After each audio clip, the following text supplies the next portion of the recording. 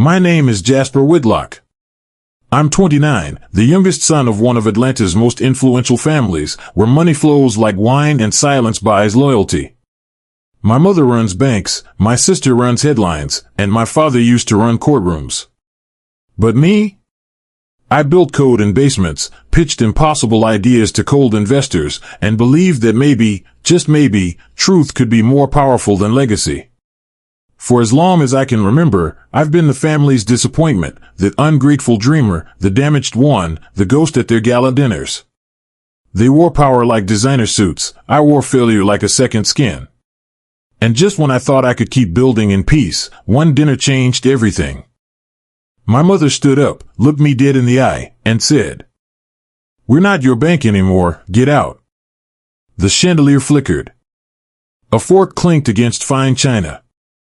And silence sucked the air out of the Whitlock dining room. I didn't blink. Didn't twitch. Didn't give them what they wanted, reaction. Gwendolyn lowered her glass like a judge laying down a sentence.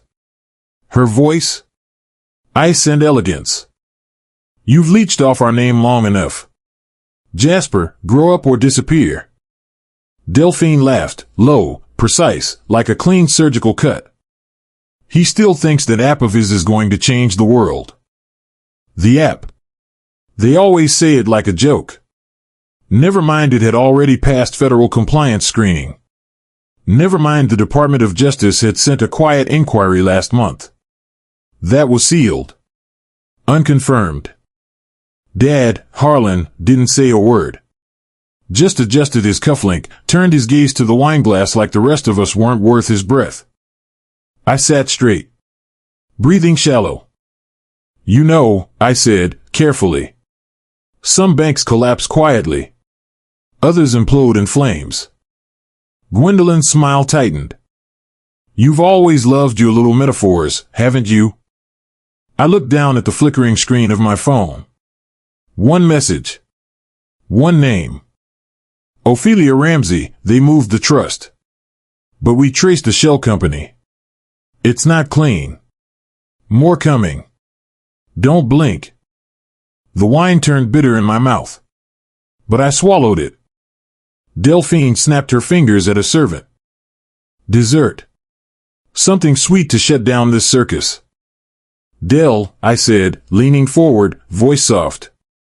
"You remember telling Bainbridge Capital that my platform was a pyramid scheme?" She froze for half a breath.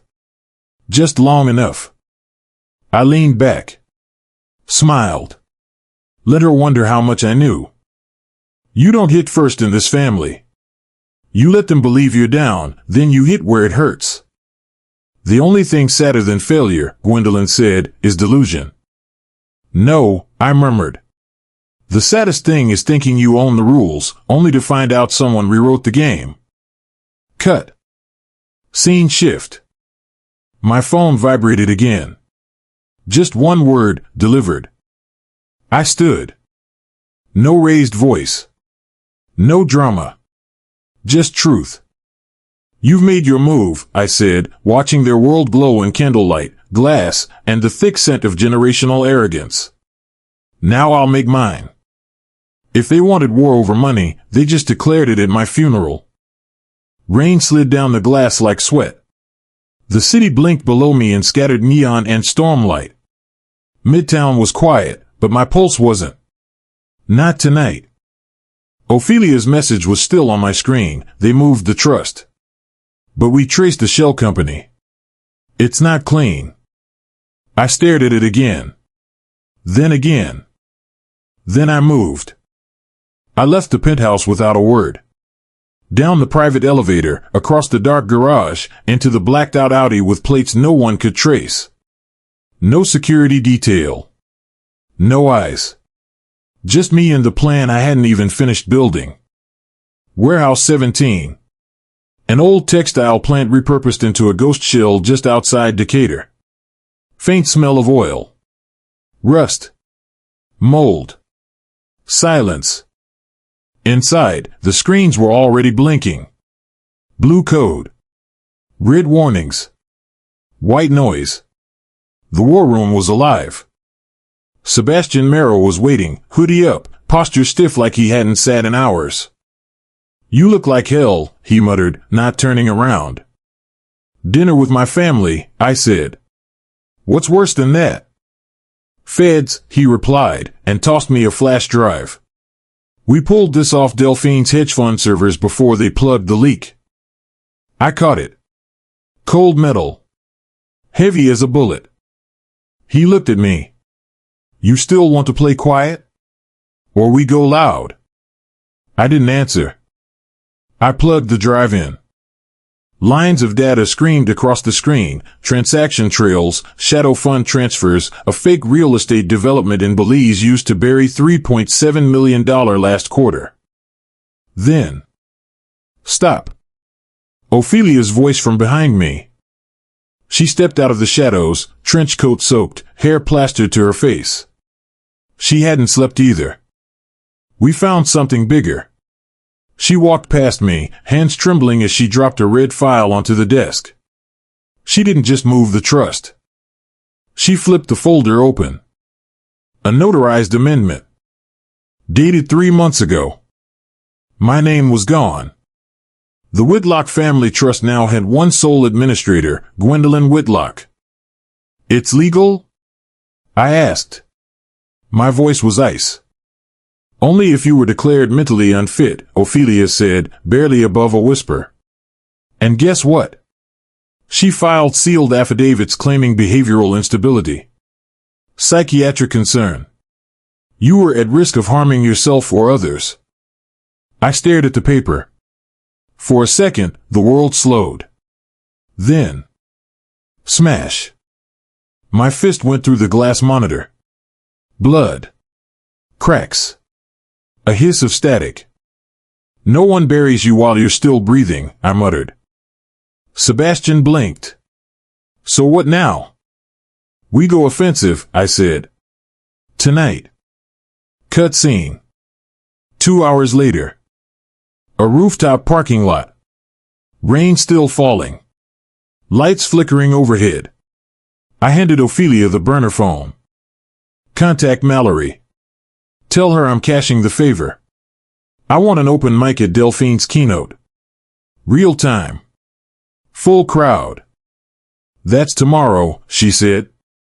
"Then we have tonight to make the lie louder than their truth." She hesitated. "You sure?" "There's no going back." "You know what they say," I said quietly. "When someone shows you who they are, don't blink." Cut. Delphine's office. Midnight. Sebastian was in. Firewall down. He patched into the internal chat logs. I read her name again and again, tied to shell firms, offshore transfer approvals, flagged assets. Then I saw mine. Jasper is becoming a problem. He won't let it go. If he digs deeper, we'll have to cut him out. Formally. One final line, typed by Delphine to an unknown user.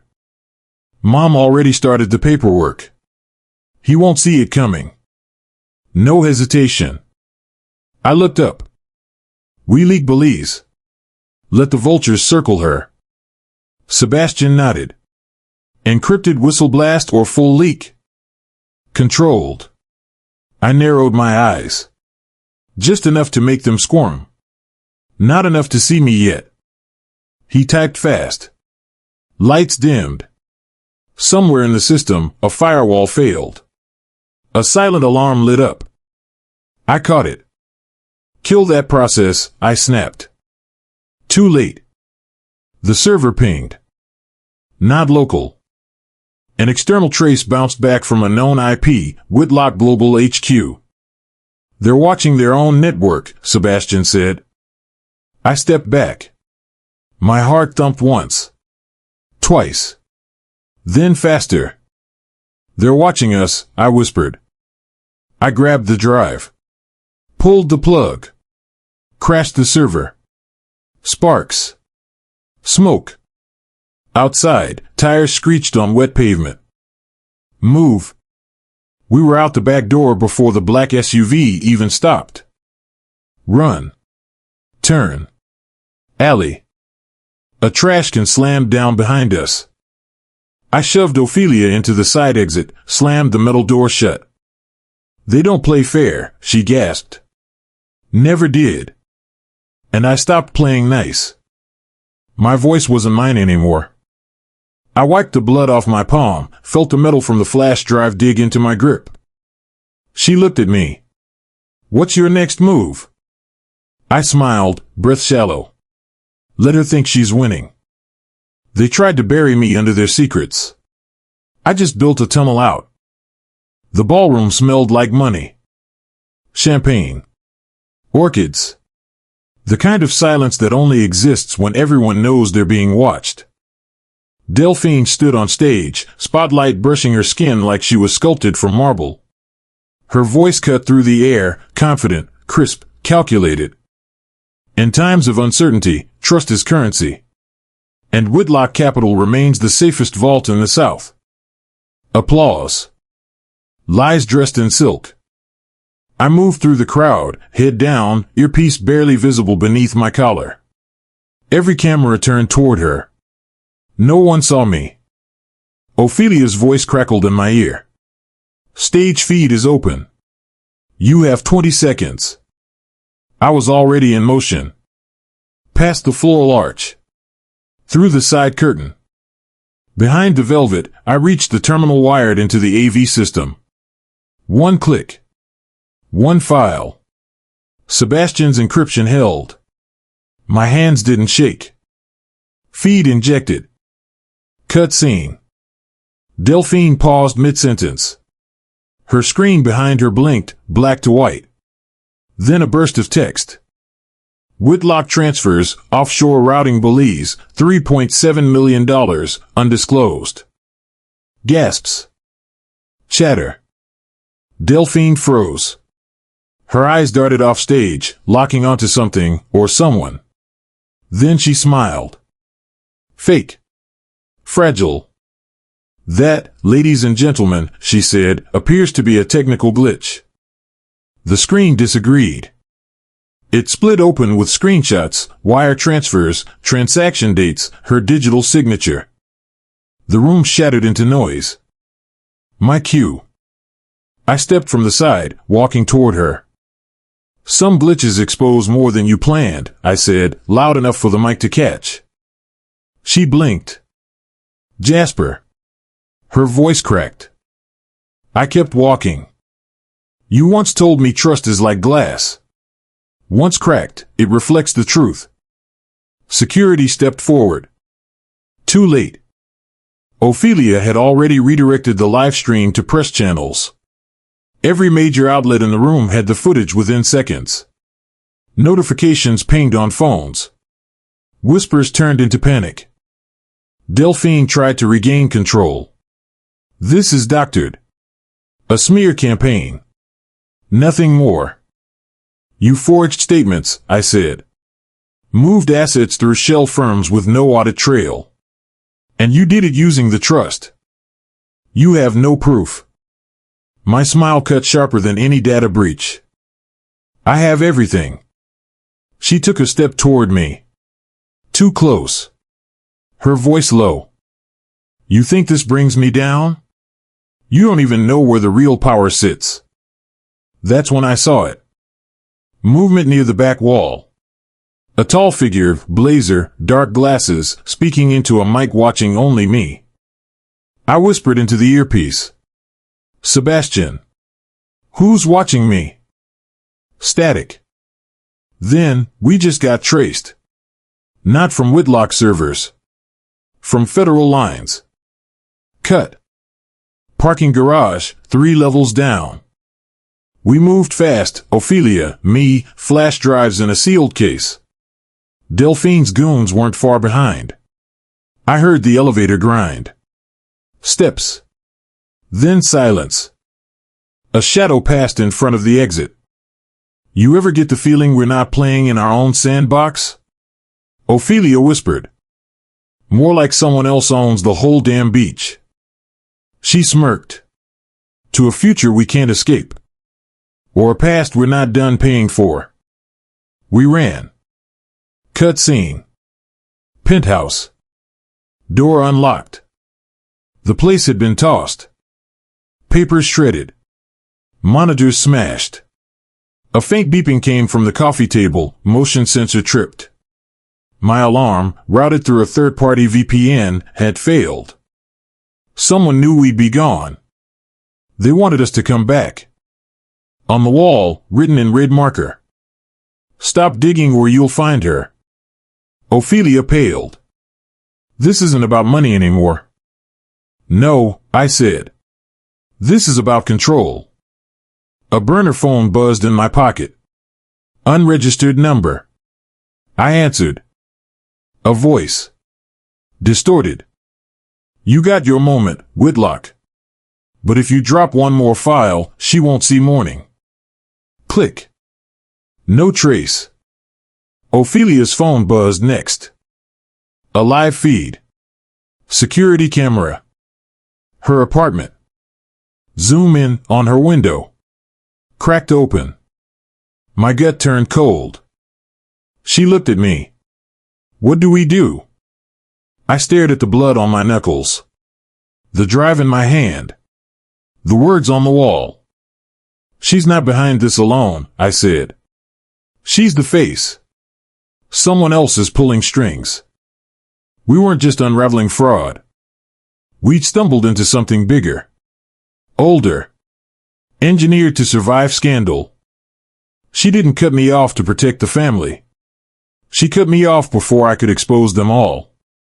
I didn't sleep. Neither did she. Ophelia sat across the metal table, eyes fixed on the only light in the warehouse, Sebastian's monitor flashing red in staccato rhythm. The war room reeked of old concrete, burned wires, and fear. I was still gripping the note. Stop digging or you'll find her. They're inside everything, Sebastian muttered. Firewall breached again. Not brute force. Access from someone with root clearance. Ophelia looked up. Internal? Sebastian nodded. Could be corporate. Could be federal. Or both, I said. My voice felt like it came from somewhere behind me. There was a silence no one wanted to fill. I leaned forward.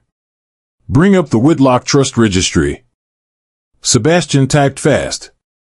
The screen cracked open like a sealed vault. A name appeared. Not mine. Administrator, Gwendolyn Whitlock. Power of attorney. Filed 12 weeks ago. Verified by Judge Nolan Harrow. I froze. Harrow. My father's old law school friend. A man who owed him favors like debts. Ophelia's voice cut the silence. This was orchestrated. Step by step. Like a chess game, I said. But they're not playing. They're programming. Everything they built, she said softly, was designed to erase you if you ever became inconvenient. I smiled, bitter and cold. Control isn't about who's strongest. It's about who controls the narrative. Cut. A door slammed open across the warehouse. Sebastian jolted up. I pulled my gun. But it was him. Harlan. Soaked. Disheveled. Breathing hard. No bodyguards. He stepped into the light like a ghost returning to haunt the living. Put that down, he said. I didn't. He raised both hands. I came alone. Lie, I said. Your life's built on them. I'm not here to defend her. That made me pause. He sat slowly. Looked older than I remembered. Smaller. I warned her not to cross this line, he said. She crossed it anyway. Ophelia stiffened. Why now? He looked at me. Because I buried my share of sins. But I never signed off on burying my son alive. He slid a folder across the table. Inside, a transcript. A conversation. One I wasn't supposed to ever read. Gwendolyn, speaking with Delphine and Nolan Harrow. If Jasper moves on this data, we activate the clause. Declare him unstable. Institutionalize. That way, if he leaks, it's not admissible. Sebastian let out a slow, shaking breath. Ophelia blinked. You were right. No, I looked down. I wasn't paranoid enough. Harlan stood. They won't stop, Jasper. This isn't about reputation anymore. It's about survival. Why are you helping me? I asked. Because she forgot the rule. What rule? He looked at me, dead in the eye. You don't burn the leash if you're still holding the wolf. Cut. Warehouse lights off. Us in the car. Black SUV. Tinted windows. The case with the original trust deed in the trunk. Ophelia whispered, You trust him? I trust what he's afraid of. She nodded slowly. The more powerful they are, she said, the more scared they are of the truth. Outside the car, a siren screamed past. I watched it disappear into the dark. Back at the warehouse, Sebastian stayed behind to reroute the data. 20 minutes later, the feed died. He stopped answering. I called again. Nothing. Third time. Straight to voicemail. We turned the car around. Warehouse 17 was burning. Flames climbed into the sky like a warning. No bodies found. No trace. Just a flash drive, melted half through, left on the sidewalk. Wrapped in a note. Next time, it's her. To take her down, I have to expose an empire. The sky was bruised purple when we drove into the storm. Rain hit the windshield like hail. My hands remained tight on the wheel, never steady, never still. Not anymore. Ophelia sat beside me, eyes flicking between the cracked saver on the screen and the rearview mirror. Her apartment window, shown in that hacked security feed, was open, screen shattered, glass glittering like death. Whoever had done that was watching. Waiting. Storm's not the only thing coming, she said, voice low. I didn't reply. We didn't have time for words. Not when the whole city had eyes now. Delphine's keynote leak had gone viral. Broadcast to every major financial outlet, legal blogs, underground forums, even the SEC's whistleblower division had noticed. But the leak wasn't clean enough. Not yet. There were discrepancies, holes. Twists left unseen, bait still dangling in the dark. We needed precision. Not chaos. I stepped out of the car at the Waldorf Astoria parking deck entrance, rain pounding down like the heartbeat of someone about to be hunted. Remember, I said, voice steady, a storm doesn't scare the wolf. It reveals the trail. Ophelia didn't flinch. Not anymore. Sebastian's message popped on my burner, meet at AMC Data Hub. Now. AMC wasn't a cinema. Not tonight. It was a secure server node with one purpose, survival. We pushed through the lobby. Cameras everywhere. Suits and gowns. Champagne and oblivion. All the people who thought they were safe because they weren't paying attention. I saw Delphine in the corner, posing for photos, a mask of calm with a blade hidden in her collar. Her eyes met mine. She didn't look afraid. She looked hungry. Cut scene. AMC Data Hub, a forgotten vault of server racks 15 floors underground. Fluorescent lights buzzed. Cables snaked like veins through steel bones. Sebastian was pacing, eyes wide. They're tracking us, he said. More than we thought. Ophelia plugged in the flash drive I gave her, half melted, edges charred from the warehouse fire. The screen lit up. Lines of code streamed. SEC whistleblower flagged this, she said. But only preliminary. Not enough for an investigation yet. I stepped closer. The code flickered and I saw it, buried beneath layers. Delayed transfer approvals. Shell companies tied to Belize, Ophelia whispered. Guantanamo Holdings, Sebastian added. The name hit like a bullet. Guantanamo Holdings wasn't just another offshore account. It was sanctioned, blacklisted, tied to political donors, covert agencies, and families that moved the country's fate behind closed doors. We weren't just up against a greedy family anymore. We were up against an entire network with power, money, and immunity. I felt it, the familiar burn of dread slipping into certainty. No wonder they're not afraid, I said. Because this goes beyond Whitlock's. Ophelia's eyes widened. You mean? Yes, I interrupted. This is systemic. A cover-up that's bigger than the local press. Bigger than Delphine's bank statements. The screens behind us blinked. A warning. Someone had accessed the hub's external feed. Footsteps. Rapid. Echoing. We spun around. 3 men in dark suits. Badges tucked, guns visible.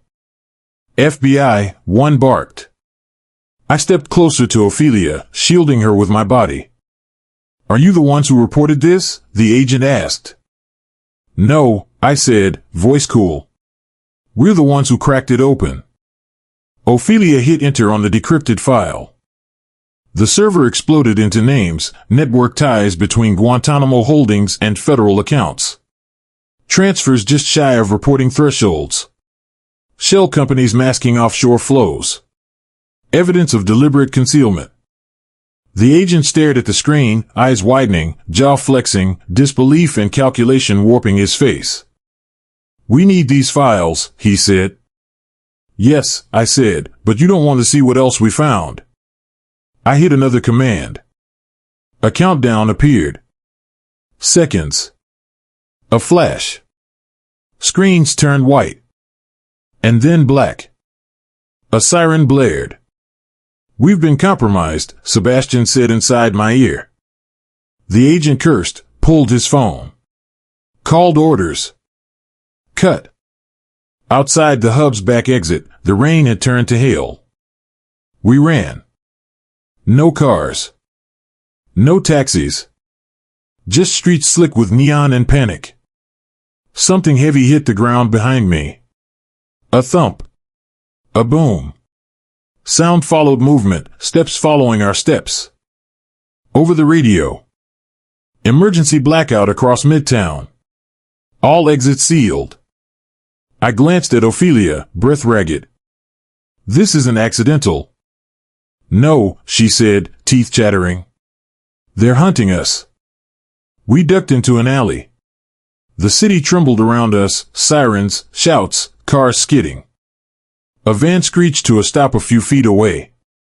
Doors slid open. Armed. Shadows moved inside. We've got you now, Whitlock, a voice called. I stepped back. The flash drive warm in my pocket. I thought of what my father once told me long ago. Power doesn't just hide in darkness, power hides in what everyone else pretends they didn't see. I looked at Ophelia. No one tells me what to fear, I said. Footsteps closed in. Bullets cut the air behind me. I didn't wait. I ran straight into the storm. They tried to bury me under their secrets. I just built a tunnel out. She didn't cut me off to protect the family. She cut me off before I could expose them all. And now, the whole world was about to see every last truth they tried to hide. The courtroom was quiet. Too quiet. No cameras. No whispers. Just the low hum of fluorescent lights and the distant echo of a janitor's mop in the hall. I stood at the defense table, Ophelia beside me, papers spread like battle plans. The prosecutor's eyes were sharp. The judge older than history, but fair. Every major outlet in the country was streaming the sealed hearing, something extraordinary in American jurisprudence. Evidence of systemic corruption. Federal ties. Money flowing through shell corporations the size of small nations. I'd never wanted this. Not the spotlight. Not the fight. But truth has a way of dragging you into the open. The judge cleared his throat. Mr. Whitlock, he said, eyes flat but curious, what you are alleging has implications beyond family dispute. These charges, if proven, will affect regulatory bodies and national economic policy.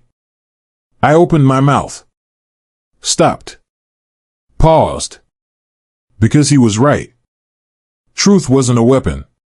It was a reckoning. Your Honor, I said, I'm not here to destroy a family name.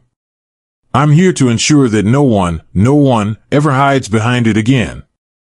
The room shuddered. Someone outside coughed. A guard shifted his boots. I felt every eye in that room like a blade. Ophelia reached over and gave my hand a quick squeeze. No words, just steel. My voice didn't shake. My grandmother once told me that power doesn't speak in whispers. It speaks where no one dares to listen. I looked at the stack of files. Guantanamo holdings. Belize transfers. Whitlock trust amendments. Untraceable networks tying federal officials to shell accounts. Proof, visual, digital, irrefutable. The prosecutor stood. Mr. Whitlock, he said, these files you provided were obtained through unauthorized channels. They contravene privacy laws. National financial security protocols. You understand that? I do, I said. And I also understand what happens when powerful people think laws are only for the powerless. A murmur in the back of the room.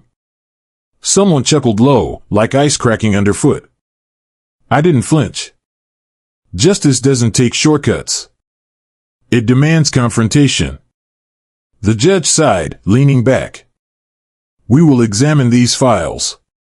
We will summon witnesses. We will test every allegation under oath. Delay. Legal machinery grinding. I expected resistance. Sought it even. But then, through the courtroom doors, federal agents marched in. Uniforms. Badges gleaming. And behind them, Delphine. Her face was pale. Frightened. Loss written in every line. She walked like someone who had been stripped of certainty. Her lawyer beside her, nervous. They stopped 6 feet from us. Ophelia exhaled. I didn't. Delphine's voice trembled as she spoke. I want to testify. I want to come clean. Gasps, a few audible. The judge raised an eyebrow. The prosecutor froze. I watched Delphine look straight at me. No hatred. No defiance. Just exhaustion. They told me it was legal, she said. They told me I'd be protected. That everything we did was within the family trust mandate. I see no, it was lies. The room didn't know what to do. But the judge did. Ms. Whitlock, he said, you will be sworn in. Under oath. Everything you say today will be entered into evidence. Her lips twitched. We all waited. She took a breath. I was wrong, she said. I signed papers. I authorized transactions I didn't fully understand. And I listened to the wrong voices. I covered up things that should have never been hidden. Silence. Her words echoed harder than any lawyer's argument. I didn't speak. I watched. The prosecutor looked genuinely stunned. The judge scribbled notes. And then, outside, a window shattered. Everyone jerked toward the sound. Glass rained. No chaos followed. Just realization. Someone was trying to stop this. Air pressure changed. Sirens in the distance. Security swarmed. But the judge continued. Order in the court, he barked. Ms. Whitlock will continue. And she did. She handed over sealed correspondence. Emails. Signed affidavits where Gwendolyn had forced her hand. Messages implicating federal officials. Real estate shell contracts disguised as charity funds. The room was flipping. One file at a time. Records older than most attending. Proof of an empire built on silence and fear. Then, a hush. We all looked to the door. Gwendolyn Whitlock entered, flanked by agents. Not as defender, but as a suspect. Handcuffs gleamed. Click. Her face registered shock, regret, fear. A mother realizing the walls she built were prison bricks. The judge stood.